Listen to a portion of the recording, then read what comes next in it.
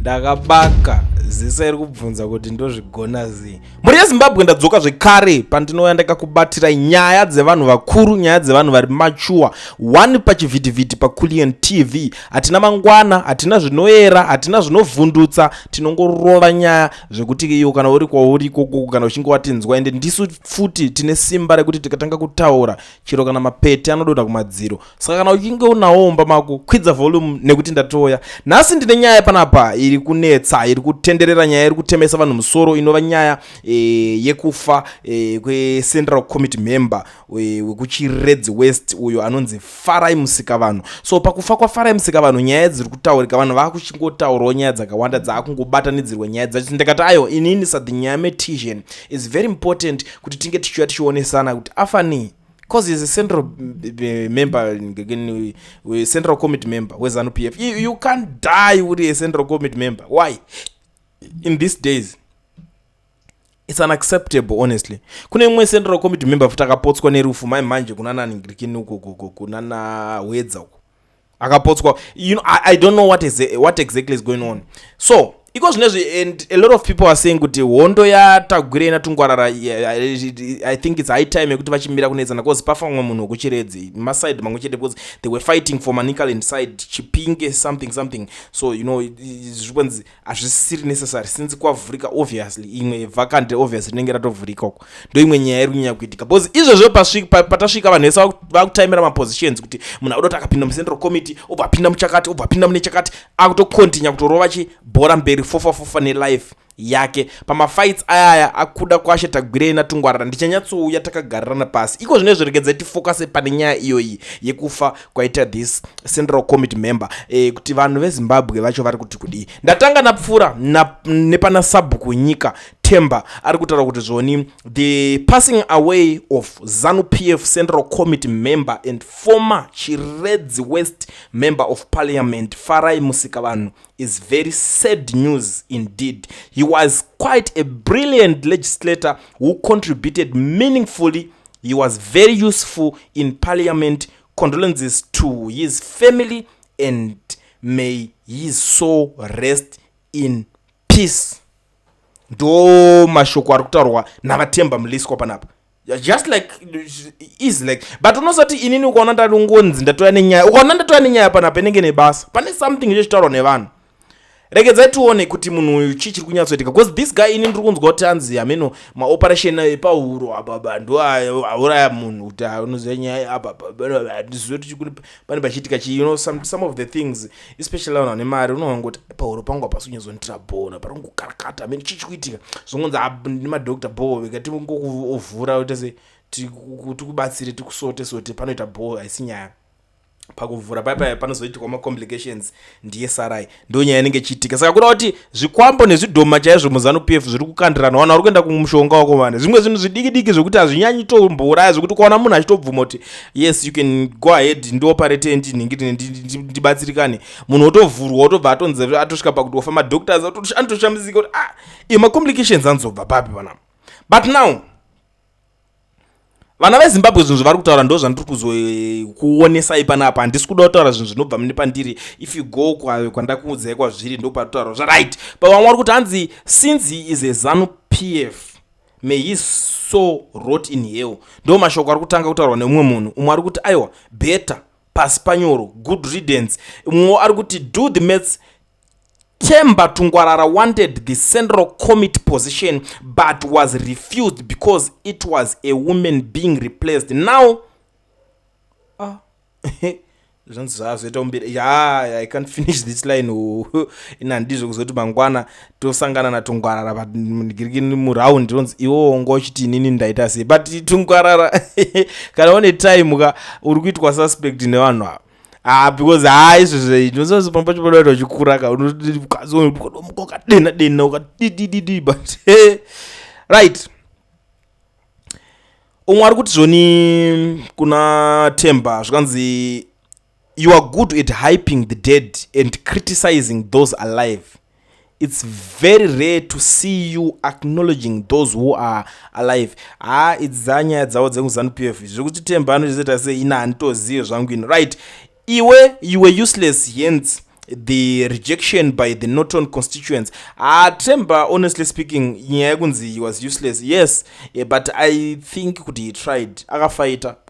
Kutodarikawo vamwe vacho vagara vamuri kutoti varipo. Inini even up to now ndikatonza ko munoda kuchuza ani kuti ange achiningina. Inangu I'm not from Norton honestly, but ndikanzi uda kuchuza ani zvisina ma feelings kana ma favor zvezvo.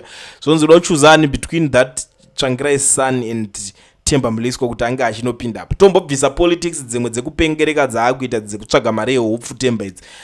I think mu parliament Temba aita zviri nani. I think in parliament performance yake inotodarika 80% yema MP atori ku parliament up to nhasi. Iyo naro idzo adzidi kuitwa nevanhu vanga vasingaone mani ne parliament. Kana waiona zvinhu zvaiitika ku parliament ma days ese you understand zvandiri kukuonesa panapa. Right, umwe kuti zvoni that's good riddance. Nothing said about the death of those working with the illegitimate, clueless regime of criminals and terrorists masquerading as government. Where is this bitterness coming from? A reminder that we will all go, and being Zanupf is in immunity. Pakashata. Right, without fear of judgment and consequences. Good riddance. One useless thief removed from earth. This is not sad news. It's good.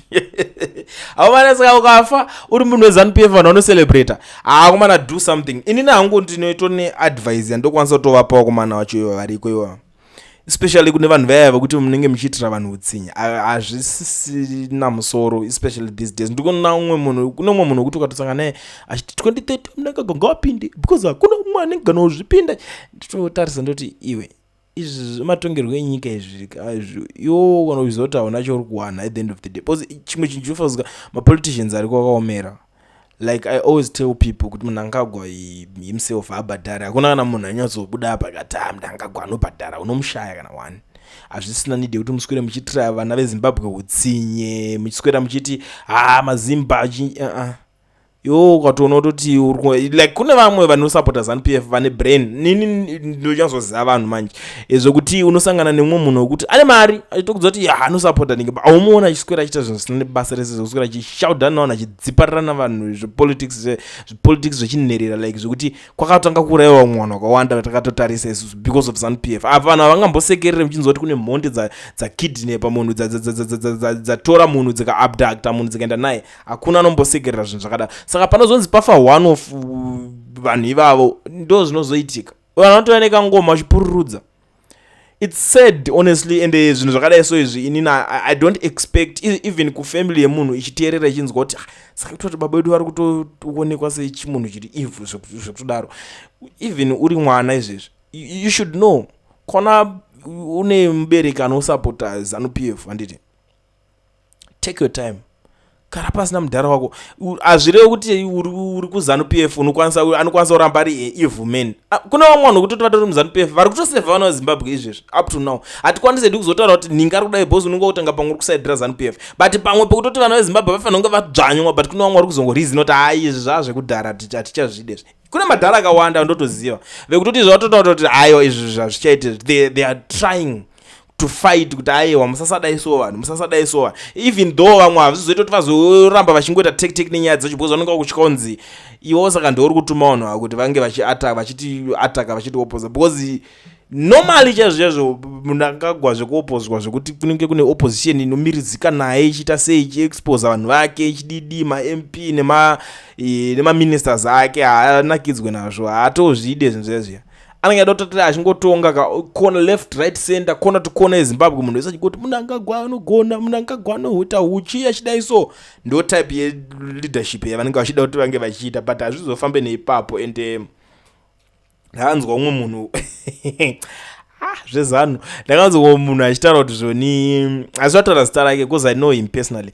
Anzi munhu angagwa anoningirikina apa akaita 2017 paya vanhu vakatotaura kuti zvoni dai anzi kwakuno umwe vice president zvoti vanhu vaigona kutaura kuti ningi ngauye, but vakabva kutaura kuti hatichadi kana kumuona. Vanhu akagwanza akachemerwa vari kunze ikoko vakatodzoka. Saka ukada kuita anything bad kana kuti ukada kuita anything chakashata about munhu angagwa chinozongodzokera iwewe that kind of that level of bootlegging is not that good. Why is it iye Mnangagwa wacho kana achinga angaito zvinoita mamwe mapresident dzimwe nyika kungofamba wari freely so asina kana akamugada zvikakwanisa kuitika posi nyika anitori kutonga nyika hapana zveungamboitwa uri president normally hapana uwo ndiana angatotakunza aita any attempt yekuita sei pane munhu unenge uchitonga mazimbabwenzi avasawana wekuti vari violence but unoona munhu kuzara kuti tight security munyika isina kana hondo futi saka izvo zvega zvinondongotokudza kuti uyu munhu zvekuti mutari kudiwa izvi I don't think so. Nezuro ndopendaiudza kana even musicians you guys vari kupengereka muchidzokera kuZanuPF